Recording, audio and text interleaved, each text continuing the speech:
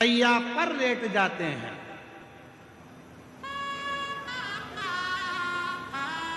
बड़े बड़े सूरमा भी सैया पर लेट जाते हैं और एक दिन ऐसा आता है कि करोड़पति भी हाथ खाली उस परमात्मा के दरवाजे तक चला जाता है, हाथ खाली, कुछ नहीं।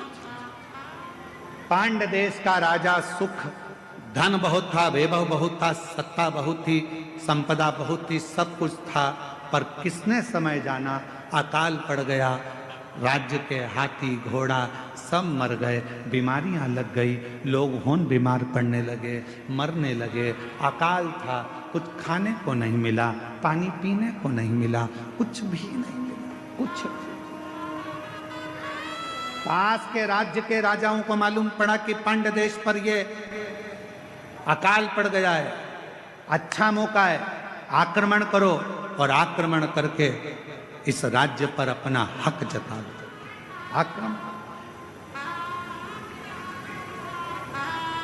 आक्रमण करो और इस पूरे राज्य पर अपना हक कर लो, पूरे राज्य।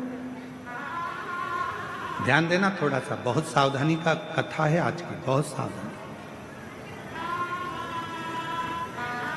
सुख के साथी हजारों हैं, जब दुख पड़ा तब धन के साथी हजारों हैं, जब धन ही नहीं तो। श्री राम के संग हजारों सखा, वनवास हुआ तब। माता सीता के संग हजारों सखी, हरण हुआ तब। बावारी दुनिया मतलब की दुनिया में किसी का, किसका कौन, किसी का कोई। महाराज राजा सुख केवल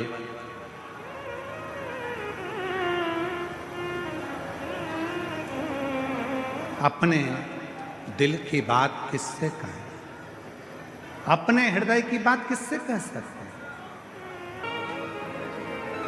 तू झोली भरेगा ये मुझे विश्वास है, तो मुझे खाली नहीं छोड़ेगा ये मेरा भरोसा है। बाबा ये मेरा भरोसा कहता है, ये मेरा विश्वास कहता है, तो मुझे खाली नहीं छोड़ेगा, ये मेरा भरोसा कहता है, ये मेरा विश्वास कहता है, तो मुझे खाली नहीं रख सकता। और शंभु शरणे पड़ी, मांगो घड़ी रे घड़ी, दुख काटो दया करी, दर्शन आपो। शंभु शरण पड़ी, मांगो घड़ी रे घड़ी। हमारे बीच में डॉक्टर साहब दुबे जी सांसद महोदय पधारे हैं, जोरदार ताली बजाओ। कह रही है, बाबा का सुंदर कथा वर्णन कर रही है। सुख नाम का राजा, संपदा बहुत थी पर अकाल पड़ गया और उस अकाल में सब कुछ चले गया, सब कुछ, सब कुछ समाप्त।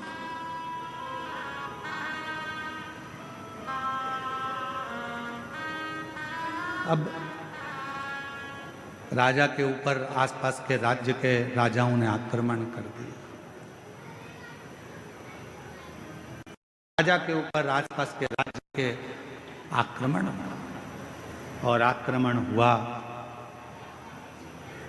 पूरा वैभव राजा का चले गया।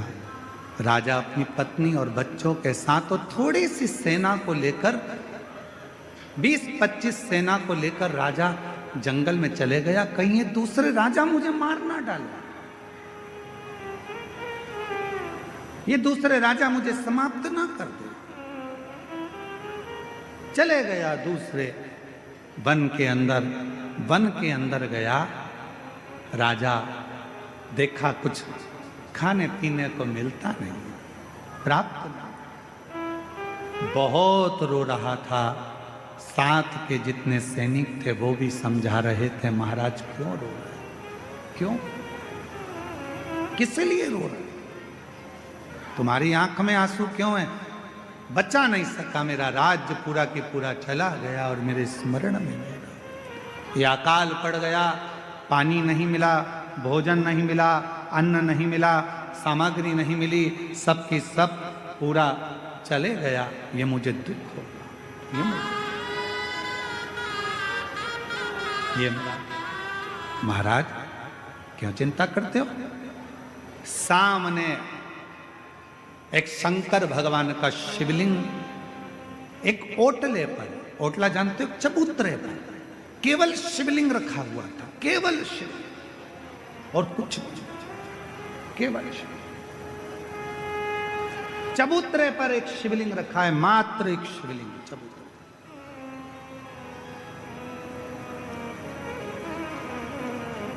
सुख राजा क्या देखता है कि वहां से एक कोई पथिक जल चढ़ाकर जल लेकर आ रहा था। वो जल राजा के पास आया। राजन, पथिक ने पूछा तुम कौन हो? आप कौन हो? पथिक पूछ रहा है आप कौन हो? राजा कहता है कि मैं पांड्य देश का राजा हूं और अकाल पड़ने के कारणवश ये सब हो गया, धन चले गया, वैभव चले गया, सत्ता चली गई, सब गया और मैं यहाँ आया हूं। दूसरे राजा मुझे मार ना दें इसलिए मैं इस वन में छुप कर बैठा हूं। क्यों चिंता करते हो? ले राजन, शिव का चढ़ा हुआ जल है, थोड़ा सा पी लो। राजा ने कहा शिव का चढ़ा हुआ जल? हाँ। राजा ने हाथ रोका और पथिक से कहा कि मैं कभी किसी का बुरा नहीं किया, मैंने कभी किसी के लिए गलत नहीं किया, मैंने कभी किसी को अपशब्द नहीं किया, फिर मेरे साथ ऐसा कैसे हो गया? और आप कह रहे हो कि शिव हुआ मैं जल पी लूं? राजा सुख कह रहे हैं कि मैं शंकर जी का चढ़ा हुआ, मैंने किसी को अपशब्द नहीं किया, मैंने ताने नहीं दिए, मैंने गाली नहीं दी, मैंने आड़ा टेढ़ा नहीं बोला, मैंने किसी का बुरा नहीं किया, मैंने किसी के लिए आड़ा टेढ़ा नहीं करा, फिर ये जल क्यों? मैंने तो बुरा नहीं किया, फिर मेरा बुरा कैसे हो गया? ये बुरा हुआ कैसे? पथिक ने कहा महाराज ये आज का नहीं है, ये पूर्व का है, पूर्व का। महाराज तुमको लगता है कि यह आज का नहीं। महाराज ये पूर्व का, और हम पहले भी कहे कोई पिछले जन्म के अच्छे कर्म मुझे बाबा तेरा साथ मिला, कोई पिछले जन्म के अच्छे कर्म मुझे बाबा तेरा साथ मिला। जहाँ सारी दुनिया झुकती है, जहाँ सारी दुनिया झुकती है, मुझे वो आली दरबार मिला, दरबार मिला। कोई पिछले जन्म के अच्छे कर्म मुझे बाबा तेरा साथ मिला, कोई पिछले जन्म के अच्छे कर्म मुझे बाबा तेरा साथ मिला। कोई पूर्व का अच्छा कर्म होगा, कोई पिछला जन्म अच्छा होगा, जो बाबा की इस पवित्र नगरी देवघर में शिव महापुराण की कथा श्रवण करने के लिए आप और हम बैठे।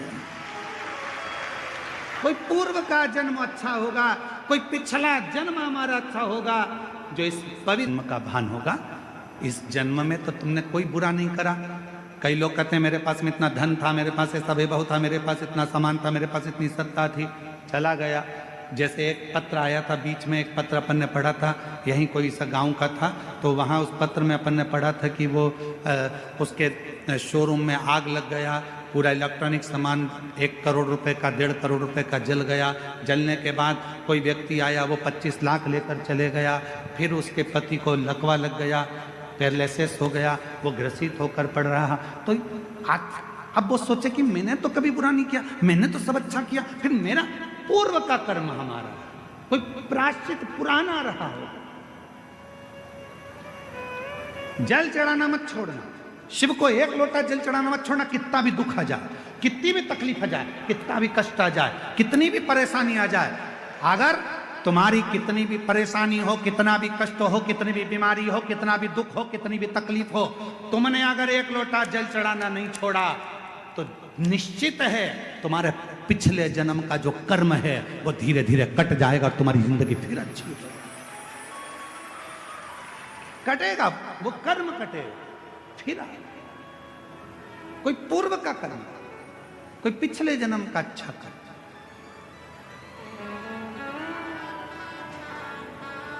मैं माननीय सांसद महोदय डॉक्टर निशिकांत जी दुबे जी साहब को भी धन्यवाद दूंगा कि आपके पूर्वजों का, माता पिता का और कहीं देवघर वाला मेरे भोले बाबा का आप पर भी बड़ा आशीर्वाद है। इसलिए बाबा ने पहले दिन भी कथा में बुलाया और आज छठे दिन शिवरात्रि के दिन भी बाबा ने आपको कथा है। ये आपकी साधुता, ये शिव तत्व का है। ये इसी को प्रभु कृपा कहते, इसी को शिव कृपा कहते, वो करुणा का।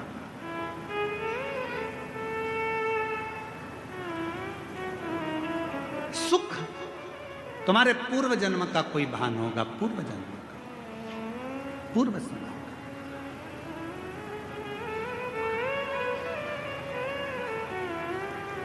और कोई पिछले जन्म के अच्छे कर्म मुझे बाबा तेरा साथ मिला, कोई पिछले जन्म के अच्छे कर्म मुझे बाबा तेरा साथ मिला। कोई पूर्व का कर्म था राजा सुख, तुम चिंता मत करो, तुम जल तो पियो।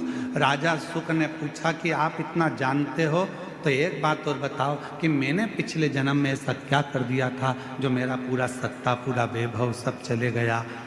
पथिक ने कहा राजा सुख सुनो, पूर्व जन्म में तुम एक डाकू बनकर जन्म लिए थे। मारना, काटना, बेकार करना, कष्ट देना, सब करा, सब किया। लोगों का अन्न छुड़ा लिया, लोगों का वैभव छुड़ा लिया, इसलिए तुम्हारी सत्ता, तुम्हारा वैभव चले गए। राजा सुख ने कहा यदि तुम कहते हो कि मैं पूर्व में डाकू था तो फिर इस जन्म में राजा कैसे बन गया? फिर इस जन्म में मुझे राजा का जन्म कैसे मिल गया? फिर इस जन्म में मेरे हाथी घोड़े कैसे हो गए? फिर इस जन्म में मेरी पत्नी बच्चे कैसे मिल गए? इस जन्म में मैंने सुख कैसे पा लिया? तब पथिक ने कहा महाराज तुमने जिंदगी में एक काम करा, तुम भले डाकू बने, एक बार तुम्हारे शरीर में रोग हो गया, रोग होने के कारण तुम वन में औषधि ढूंढने गए।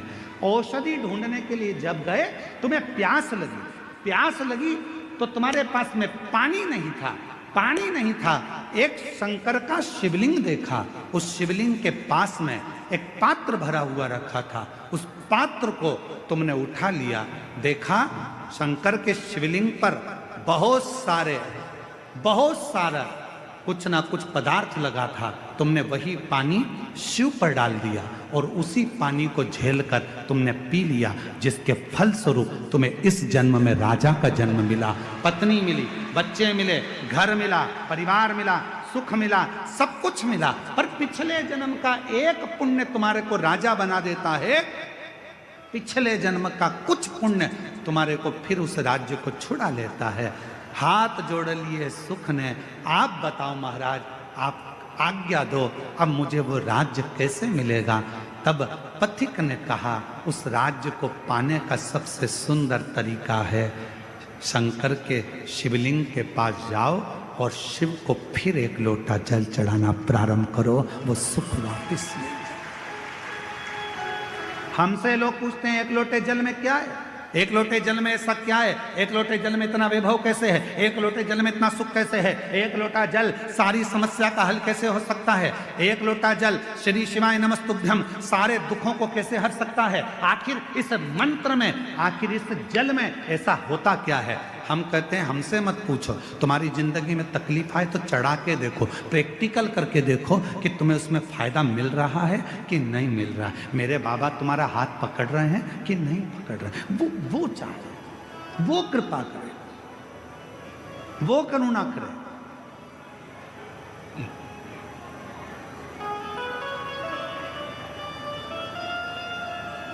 जीवन का जो सुख है ऐसे ही नहीं मिला है। कई लोग कहते हैं हम तो भगवान के मंदिर जाते हैं, हम भगवान का भजन करते हैं, हम भगवान का स्मरण करते हैं, उसके बाद भी मेरे शरीर में इतना बड़ा रोग हो गया, इसके बाद भी मुझे तकलीफ आ गई, इसके बाद भी मुझे दुख आ गया, इसके बाद भी मुझे कष्ट आ गया। रोना नहीं, दुख मत होना, एक लोटा जल चढ़ाते रहना। हमारे पूर्व का कोई कर्म होगा उसको काटना है हमें। हो सकता है शिव का नाम लेकर भगवान का भजन कर, स्मरण कर, और ये भजन के बल पर ही जीता जा सकता है महाराज। यदि आप लोगों में से कोई काशी गया होगा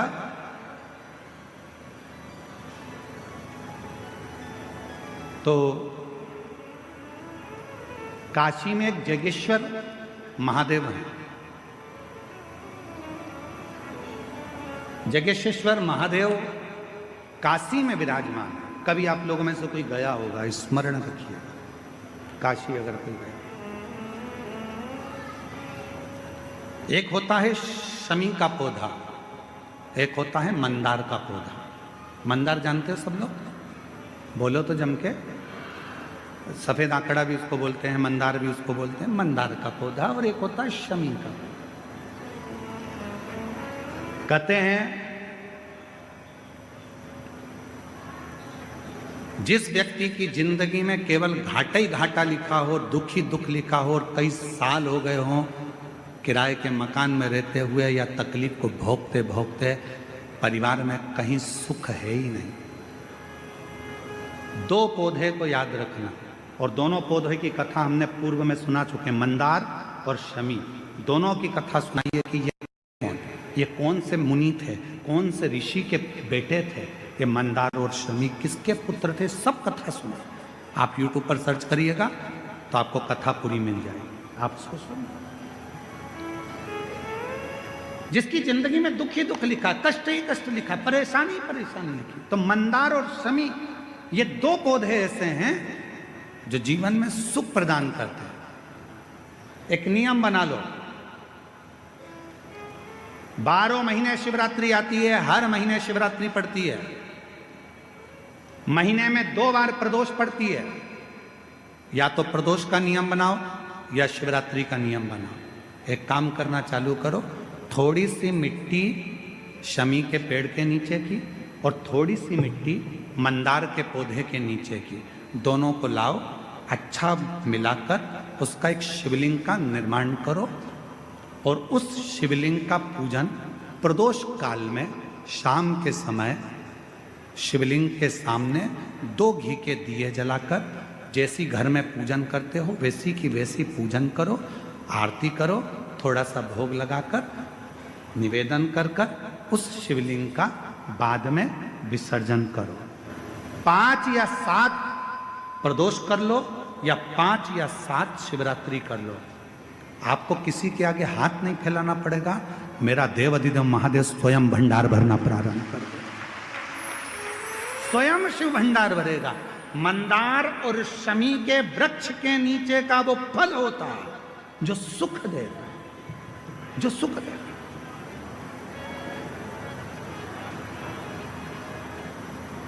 जो हमें आनंद प्रदान करता है।